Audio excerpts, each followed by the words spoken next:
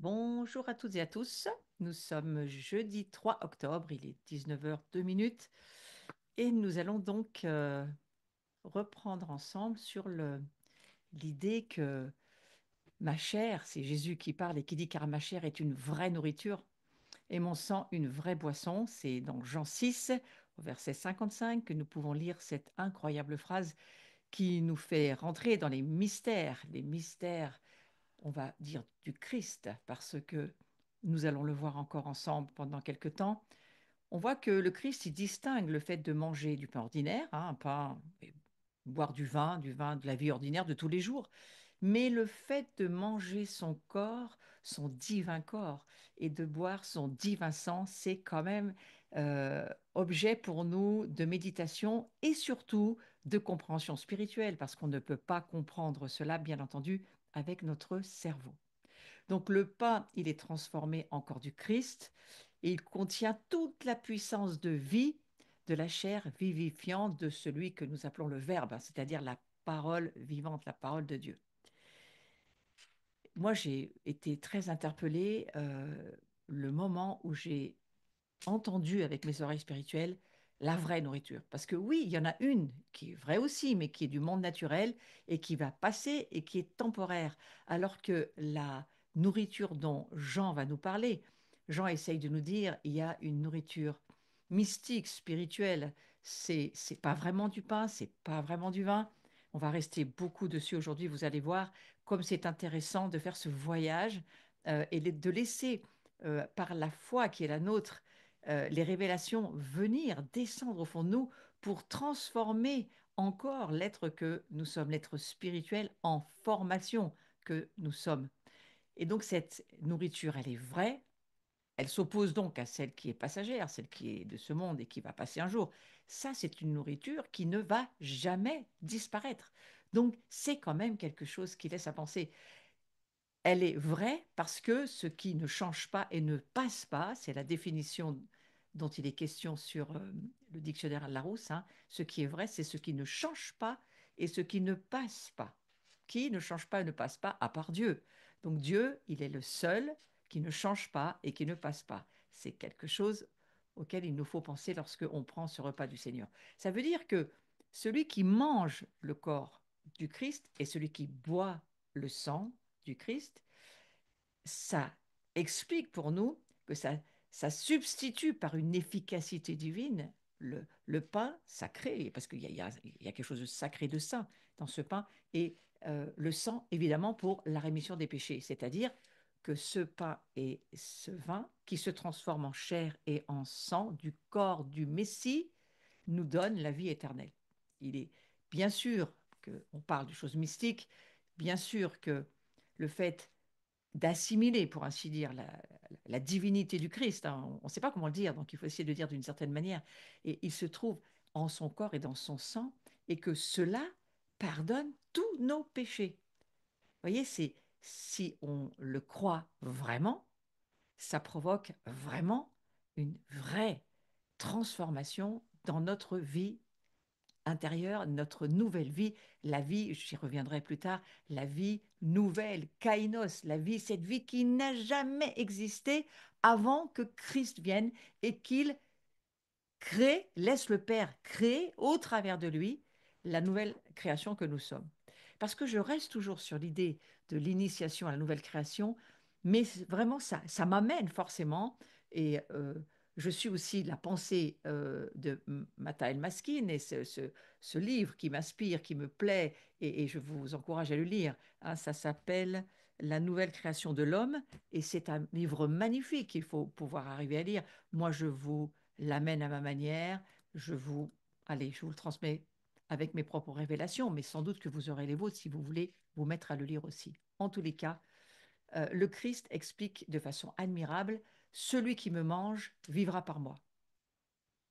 Intéressant, hein, de se dire, si nous mangeons le corps du Messie, le corps mystique, hein, c'est-à-dire que nous ne mangeons pas du pain, nous mangeons le corps. Il faut se mettre ça vraiment dans l'esprit. C'est Jean 6, 57.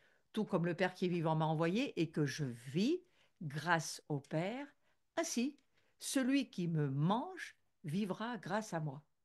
Alors évidemment, on va tous se dire, waouh, mangeons-en tous, parce que ça nous amène la vraie vie. Et Paul dira aussi, si je vis, ce n'est plus moi, mais le Christ qui vit en moi. Ça, c'est Galates, chapitre 2, verset 20. Je vais beaucoup parler de ce verset, je vais encore certainement en parler beaucoup. Le Christ, il a établi par une alliance éternelle, ça c'est dans l'Écriture, il a fait alliance éternellement, afin que quiconque mangera de ce pain rompu, c'est-à-dire son corps, et boira de ce vin, c'est-à-dire son sang, aura mangé le Christ lui-même en sa qualité de sacrifice pascal, immolé sur la croix, est devenu garant du salut de l'homme pour la rémission de ses péchés, et pas seulement, mais bien sûr pour la vie éternelle. La vie éternelle, c'est la nouvelle création que nous sommes déjà, que nous ne sommes pas encore totalement. On est en progression, on est en formation, on est en progrès, on a un poids de gloire, mais beaucoup d'autres poids de gloire nous attendent. Donc nous sommes en train d'être en labeur, en contraction, en poussée, en percée, je ne sais pas comment il faudrait le dire, parce qu'il y a en nous quelque chose qui se transforme. Alors cette alliance nouvelle, nouvelle, souvenez-vous, lorsque nous parlons de nouveau, nouvelle vie, je vais beaucoup y revenir un petit peu plus tard, mais voilà ce mot nouveau tellement important, il ne faut pas le passer comme ça à la légère. C'est vraiment ce mot kainos qui nous parle de quelque chose qui n'existait pas, qui n'a jamais existé, qui existe par le Messie et une dimension que nous ne connaissons pas, que nous avons besoin de découvrir. Donc cette alliance nouvelle dont le Christ a dit ouvertement, cette coupe est la nouvelle alliance en mon sang versée pour vous. Cette coupe, c'est-à-dire ce sang, mon sang qui est dans cette coupe, c'est la nouvelle alliance. Quand on connaît, alors je ne vais pas faire un cours sur les alliances, mais quand on connaît toute l'histoire des alliances, l'alliance noachique avec Noé, puis ensuite toutes les alliances abrahamiques, davidiques, tout ce qui s'est fait autour d'Israël, parce que les alliances ne sont que faites avec Israël, mais Israël nous ramène à l'alliance noachique, et l'alliance avec Noé, c'est pour toutes les nations, c'est pour tout le monde. Et en fait, c'est vraiment un Dieu de l'alliance qui, je ne le développe pas maintenant, mais qui vraiment, là, on est en train de vivre l'alliance. Parce que dans l'alliance, que ce soit le mariage ou avec Dieu, lorsque les hommes faisaient alliance, je vais le dire très simplement et très vite fait pour ce cours-ci, mais l'alliance, elle se faisait avec des paroles, avec des serments, avec des actes que nous avions à libérer en tant que famille qui s'unissent ou mari-femme qui s'unissent ou tribus qui s'unissent. Quand on faisait une alliance, il y avait tout un protocole et bien sûr, il y avait ce repas où on coupait le pain, on mangeait ensemble et ça voulait dire que maintenant, tu marches avec moi et il y a tout un tas de bénédictions parce que tu marches avec moi. Ça, c'est Dieu qui nous le dit, comme lorsqu'on passe contrat avec de tribu à tribu, dans l'ancien temps, bien sûr, mais pas seulement ça. Si tu vas contre moi, alors il y a des tas de malédictions qui vont tomber dessus. Et quand on lit tout ce que la parole de Dieu nous en dit dans l'Ancien Testament, qui est du reste une instruction pour nous, on comprend que là, c'est une parole extrêmement forte. C'est cette alliance, cette coupe, c'est la nouvelle alliance en mon sang versé pour vous. Donc, Jésus est en train de dire, mon sang, c'est ce que vous buvez et qui fait, qui manifeste, qui amène la réalité spirituelle de l'alliance entre Dieu et vous, entre moi qui représente le Père, Dieu et vous. Donc c'est extrêmement fort. Le Christ, il a révélé l'efficacité mystique de la réception de son corps et de son sang par ses paroles. Il a dit, qui mange ma chair et boit mon sang demeure en moi et moi en lui. Ça c'est Jean 6, 56. Qui mange ma chair et boit mon sang. Il faut laisser notre esprit et notre foi s'emparer de cette parole, parce que la foi vient de ce qu'on entend la parole de Dieu. La foi vient et nous voyons et nous entrons dans la réalité et qu'elle nous transforme lorsque nous mangeons la chair du corps du Messie. Je vous rappelle que le Messie il est allé chercher son corps dans la tombe, il l'a remonté en haut, puisque quand ils sont venus dans la tombe, il n'y avait plus de corps. Donc Jésus est allé récupérer son corps, il est remonté dans les cieux, son corps est glorifié, et aujourd'hui, nous mangeons mystiquement bien sûr, hein, de ce corps, et nous buvons de son sang. Il faut y passer un peu de temps, projeter nos pensées, méditer, laisser nos pensées se réorienter pour que, d'une manière spirituelle, notre être spirituel puisse se laisser être pénétré de cette vérité qui nous transforme. Donc l'union mystique ou la communion à son corps et à son sang, c'est cette interpénétration mutuelle avec le Christ par la communion à son corps et à son sang. Bien, c'est quoi ça? C'est le fondement de ce qu'on appelle l'union mystique. Et l'union mystique, elle est exprimée par Jean. On va voir comment Jean va l'exprimer. Mais là, restons un petit moment sur cette union mystique. Union au corps, union au sang. Lorsque nous en avons besoin, la parole de Dieu nous dit, surtout dans Jean, le chapitre 6, c'est une vraie nourriture, c'est un vrai breuvage. Lorsque vous me mangez, lorsque vous me buvez, buvez mon sang. Il y a une union qui se fait. Seule notre foi peut attraper la révélation qui nous transforme. Et donc, la suite qui nous dit, et c'est Jean qui nous l'exprime de cette manière-là, Jean, il nous exprime l'union mystique de cette manière-là. Il faut le laisser nous parler, il faut l'entendre. Il nous dit notre communion à nous. Donc voilà, Jean explique, hein, c'est 1 Jean 1,3, donc c'est vraiment Jean qui en parle. Notre communion à nous est avec le Père et avec son Fils Jésus-Christ. Ce que nous avons vu et entendu, nous vous l'annonçons à vous aussi, afin que vous aussi, vous soyez. Donc Jean dit, attention, il y a quelque chose de très important. Nous, on l'a compris, on l'a vu, on l'a entendu, on l'a vécu, mais maintenant, Jean va dire, nous, les témoins, le témoin que moi je suis, veut témoigner au monde, et il l'écrira dans son épître, que vous aussi, vous soyez en communion avec nous. Or, notre communion est avec le Père et avec son Fils Jésus-Christ. Alors que nous sommes en union mystique avec le Père et le Fils, nous sommes en communion les uns avec les autres. Et c'est par le Christ, vous êtes en moi et moi en vous. Alors, je vous ai mis plusieurs visuels. On peut commencer par celui par exemple, Jean 17, 23, moi en eux et toi en moi, afin qu'ils soient parfaitement un et que le monde connaisse que tu m'as envoyé et que tu les as aimés comme tu m'as aimé. Vous voyez, il y a toujours cette notion d'un Dieu qui nous aime, qui fait alliance. C'est lui qui tient l'alliance. C'est lui l'initiateur de l'alliance. Personne d'autre que lui ne la tient. On ne devrait pas être trop inquiet. C'est lui qui la tient, c'est lui qui est le sacrifice, c'est lui qui a tout fait et qui vient nous dire, je vous rachète, je vous sanctifie, je vous glorifie pour que vous deveniez une autre création. Extraordinaire d'entendre cela. Et on voit aussi, on lit alors on peut prendre Jean 17, 21, qui nous dit ceci, que tous soient un, et cette communion, cette union mystique, ce érad en hébreu, que tout soit un, c'est vraiment quelque chose d'important. Il appuie dessus, genre il appuie et il appuie encore. Vous remarquez que ça, ce sont que des textes de Jean. Comme toi, Père, tu es en moi et moi en toi, que aussi soit un en nous. Donc il y a cette révélation que Jean essaye de faire passer, qui nous dit, voilà la véritable Église, voilà qui nous sommes vraiment dans le Messie, voilà quelle est notre vraie identité, c'est cette union mystique, cette communion où nous sommes dans le Messie, mais nous sommes tous aussi les uns dans les autres, si on peut dire ça comme ça. Et il va nous dire dans Jean 14, 20, on va terminer par celui-ci, vous êtes en moi et moi en vous. Repensons à Nicodème. Si vous avez un petit peu de complication avec ces versets mystiques d'une certaine manière, quand Nicodème va dire à Jésus, mais comment tu veux que je revienne à naître alors que je suis déjà né? Eh bien, pour nous, c'est exactement la même chose. C'est que Jean va dire, nous avons une nouvelle naissance à vivre dans la nouvelle création que nous sommes, et voilà comment cela va fonctionner. C'est par la communion, c'est par l'union mystique que nous avons avec le Christ, mais pas seulement.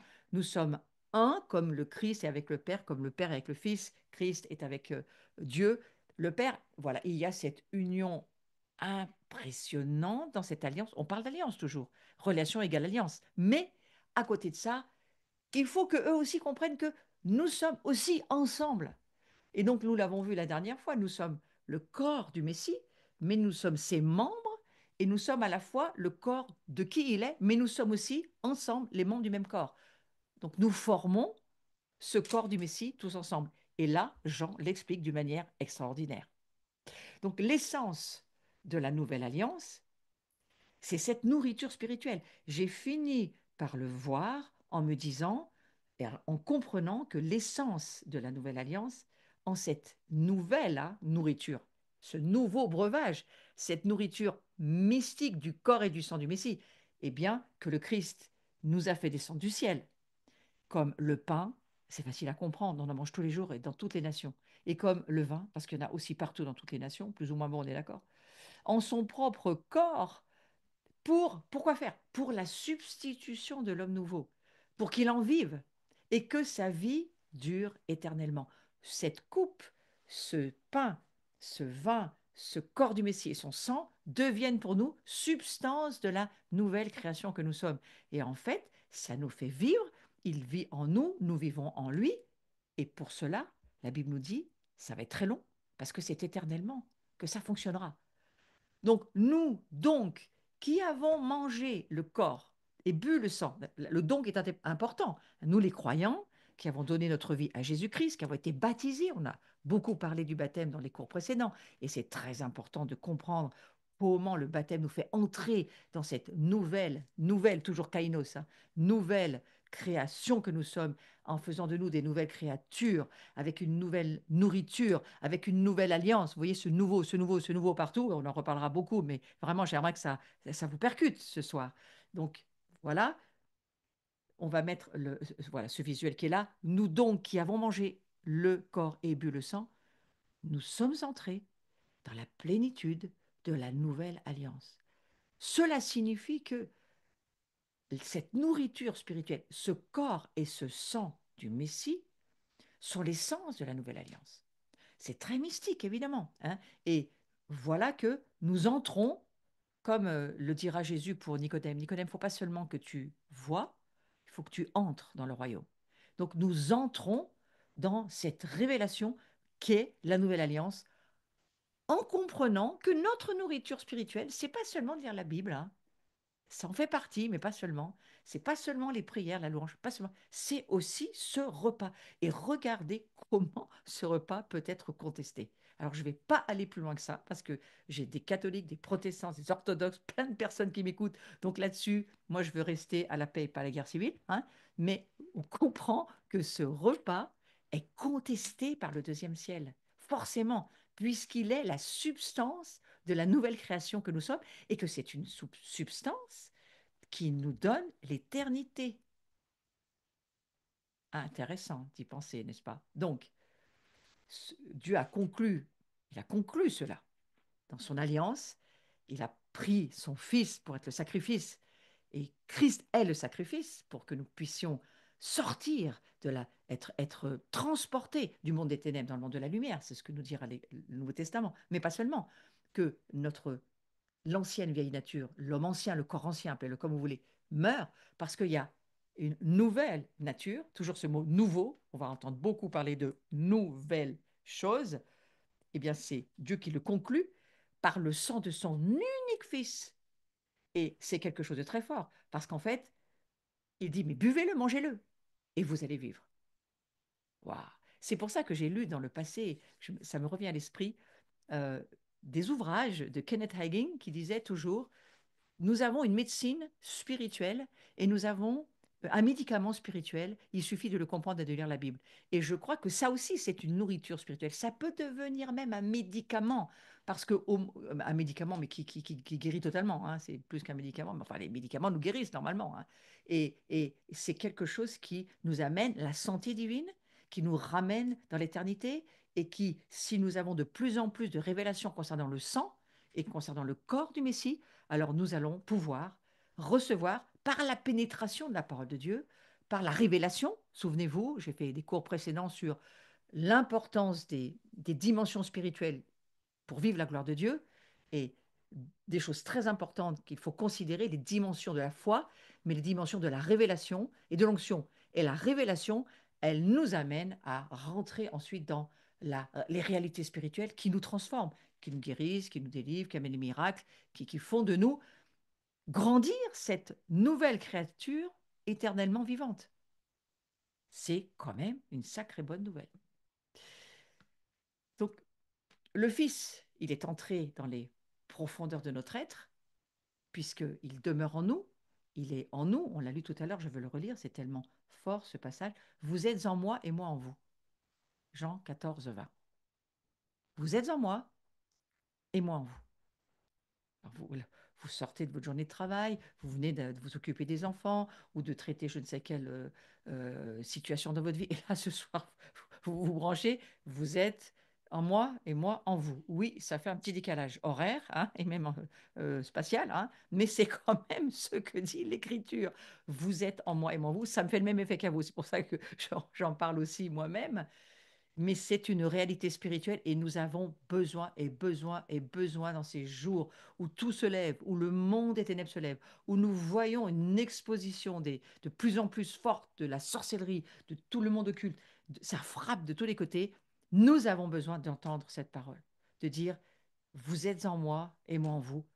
Ne perdez pas la foi, ne lâchez pas ce que vous tenez, ne basculez pas dans le monde, ne basculez pas dans la méchanceté, n'allez pas dans les intimidations, les manipulations, les dominations extérieures pour vous amener dans des dimensions de méchanceté ou de vengeance ou de non-pardon. Surtout, tenons-nous à garder ce Christ en nous et à vouloir lui ressembler et être comme lui, parce que c'est là notre victoire. Et vous savez ça, vous en avez besoin, comme moi, chaque jour de la semaine, tout le temps, dans n'importe quelle situation qu'on va avoir à traverser, il va falloir que ça ne soit pas euh, une information, mais que ça soit une révélation. Les informations ne nous transforment pas, les révélations nous changent et font de nous ce que Dieu dit que nous sommes vraiment, c'est-à-dire des fils et des filles de la nouvelle création qui aujourd'hui vont pouvoir traverser tout ce que Dieu va nous demander de faire et de traverser. Et je ne prophétise pas en disant que ça ne va pas toujours être facile. Mais lorsqu'il y a mort, il y a résurrection. Et lorsqu'il y a résurrection, il y a gloire. Et s'il y a quelque chose qu'il faut voir d'important dans tout ce qu'on partage dans tous ces jeudis, c'est vraiment l'idée de la résurrection, de la nouvelle création que nous sommes, de voir qui nous sommes dans le Messie, dans le Christ, en Yeshua, qui nous sommes vraiment. Comme Jean va le dire, il y a une vraie nourriture, il y en a une fausse. Enfin, on ne va pas dire qu'elle est fausse, il y en a une temporaire. Il y en a une temporaire, elle est temporelle parce qu'elle va passer avec nos corps de poussière. Mais il y a une nourriture, une vraie, éternelle, réelle, plus réelle que ce que tu manges dans ton assiette tous les jours. Hein. Donc, quand vous allez manger ce soir, pensez à ça. Il y a une nourriture beaucoup plus réelle, beaucoup plus vraie, euh, beaucoup plus, on va dire, puissante pour nous tenir en vie dans ce que nous avons besoin de traverser dans ces jours qui arrivent. Et pour certains, si vous êtes comme moi, les jours sont déjà là pour beaucoup de difficultés. Donc, il faut nous entraider et laisser cette parole nous dire, il est en moi, je suis en lui, qu'est-ce que je peux craindre à part ça?